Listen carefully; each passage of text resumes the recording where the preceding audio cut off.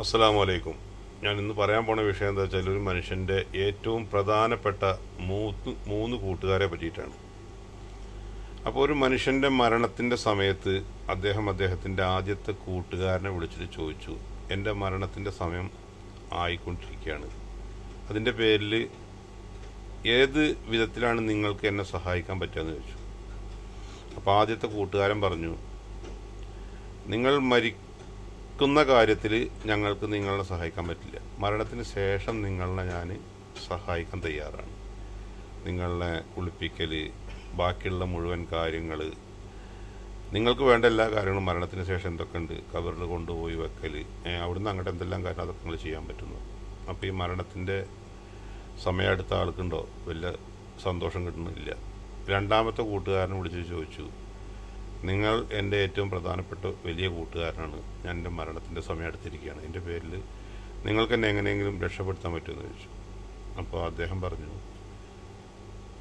നിങ്ങൾ മരിക്കുകയാണെങ്കിൽ ഞാൻ അപ്പം തന്നെ നിങ്ങളിൽ നിന്ന് പിരിഞ്ഞ് വേറൊരാളുടെ ഭാഗത്തേക്ക് വേറൊരാളുടെ അടുത്തേക്ക് പോകും, നിങ്ങളായിട്ട് പിന്നെ ഞാനും യാതൊരു ബന്ധം ഉണ്ടാവില്ല എന്ന്.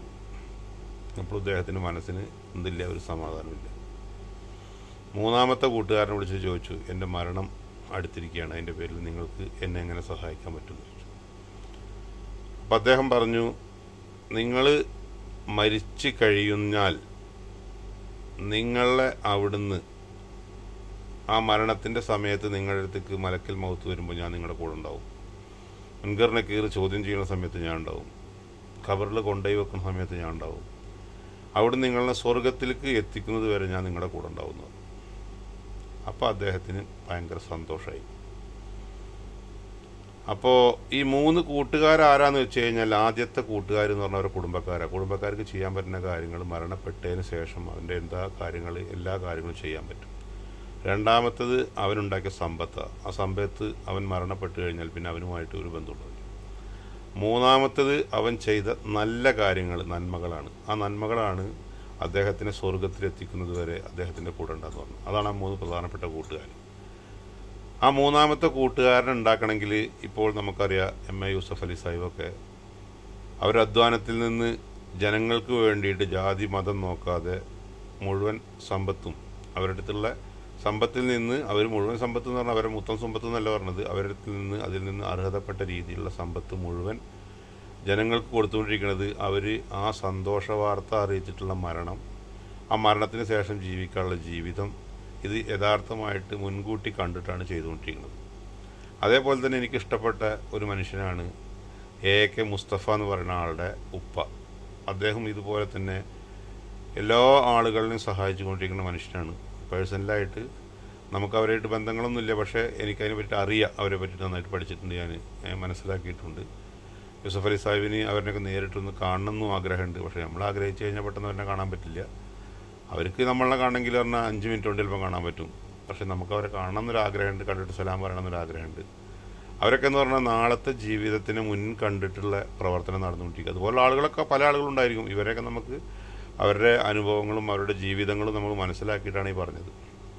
പിന്നെ എനിക്ക് പ്രധാനപ്പെട്ട് പറയാനുള്ള ഒരു കാര്യം എന്താ വെച്ചാൽ, ഒരു ജ്യേഷ്ഠനും അനുജനും കൂടി തമ്മിലുള്ള ബന്ധമാണ്. ഭയങ്കര സ്നേഹത്തോട് കൂടിയിട്ട് ജീവിച്ചുകൊണ്ടിരിക്കുന്ന ഒരു ജ്യേഷ്ഠനും അനുജനും നല്ല സന്തോഷത്തോടു കൂടി ഒരു ചെറിയ എന്തോ ഒരു കാരണങ്ങൾ പറഞ്ഞിട്ട് ഒന്ന് തെറ്റിയിട്ട് 2-3 ദിവസം നിന്നു. അങ്ങനെ 3 ദിവസം നിന്ന് നോക്കുമ്പോൾ പിന്നെ അവർക്ക് പിടിച്ചു നിൽക്കാൻ പറ്റുന്നില്ല. എന്താ വെച്ചാൽ സംസാരിക്കാതെ പിടിച്ചു നിൽക്കാൻ പറ്റില്ല, അത്രയും ഭയങ്കര സ്നേഹത്തിലുള്ള ജ്യേഷ്ഠനഞ്ചന്മാരാണ്. അങ്ങനെ ജ്യേഷ്ഠൻ 2-3 ദിവസം കഴിഞ്ഞപ്പോൾ അനുജൻ്റെ അടുത്ത് വന്നിട്ട് പറഞ്ഞു, ഈ എന്നോട് മുണ്ടെന്നാണ് ഞാൻ വിചാരിച്ചത്, നമ്മൾ തമ്മിലുള്ള ബന്ധം അങ്ങനെയാണല്ലോ, എന്തായാലും ഇതിൻ്റെ അടുത്തേക്ക് വന്നിട്ട് എന്നോട് മുണ്ടെന്നാണ് ഞാൻ വിചാരിച്ചത്, പക്ഷേ എനിക്ക് ഇനി പിടിച്ചിരിക്കാൻ പറ്റില്ല നിന്നെ സംസാരിക്കാതെ, അതിൻ്റെ പേരിൽ ഞാൻ നിൻ്റെ അടുത്തേക്ക് വന്നാണ് പറഞ്ഞു.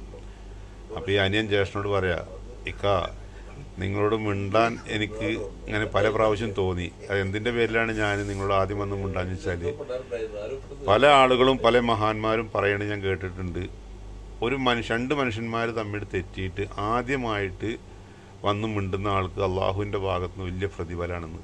അതെൻ്റെ ഇക്കാക്ക് കിട്ടിക്കോട്ടെ എന്നുള്ളതിൻ്റെ പേരിലാണ് ഞാൻ ഇക്കാനോട് ആദ്യം വന്നിട്ട് മിണ്ടാഞ്ഞത്, അല്ലാണ്ട് ഇക്കാനോട് പ്രത്യേകമായിട്ടുള്ള ഒരു ദേഷ്യം ഉണ്ടായിട്ട് മിണ്ടാണ്ടിരുന്നില്ല എന്നാണ്. അപ്പോൾ ജ്യേഷ്ഠനും കണക്കൂട്ടിയത് അനിയന് കിട്ടിക്കോട്ടെ എന്നുള്ള കണക്കൂട്ടലാണ് ജ്യേഷ്ഠനും കുറച്ച് ദിവസം മിണ്ടാണ്ടിരുന്നെന്നുള്ളത് ജ്യേഷ്ഠൻ അനുജനോടും പറഞ്ഞു. അപ്പോൾ അങ്ങനത്തുള്ള ബന്ധമുള്ള ജ്യേഷ്ഠനും അഞ്ചന്മാരൊക്കെയാണ് നമുക്ക് ആവശ്യം ഈ ലോകത്ത്. അല്ലാതെ വൈരാഗ്യമായിട്ട് നടക്കുക, അല്ലെങ്കിൽ വൈരാഗ്യം കൊണ്ട് ഇങ്ങനെ ഭയങ്കരമായിട്ട് വാശി കാണിക്കില്ല. ജ്യേഷ്ഠൻ അഞ്ചന്മാരെന്ന് പറഞ്ഞു കഴിഞ്ഞാൽ അവരിങ്ങനെ സ്നേഹത്തോടു കൂടി സന്തോഷത്തോടു കൂടിയിട്ട് ഇങ്ങനെ പരസ്പരം എല്ലാ കാര്യങ്ങളും അങ്ങോട്ടും ഇങ്ങോട്ടും ചോദിച്ചും പറഞ്ഞും ജീവിക്കുന്ന ഒരവസ്ഥ ഉണ്ടാവണം. അങ്ങനത്തെ ജ്യേഷ്ഠൻ അഞ്ചന്മാരും ഈ ലോകത്ത് ഉണ്ടാവട്ടെ എന്ന പ്രാർത്ഥനയോട് കൂടിയിട്ട് ഞാൻ നിർത്തുന്നു. അസ്സലാമു അലൈക്കും.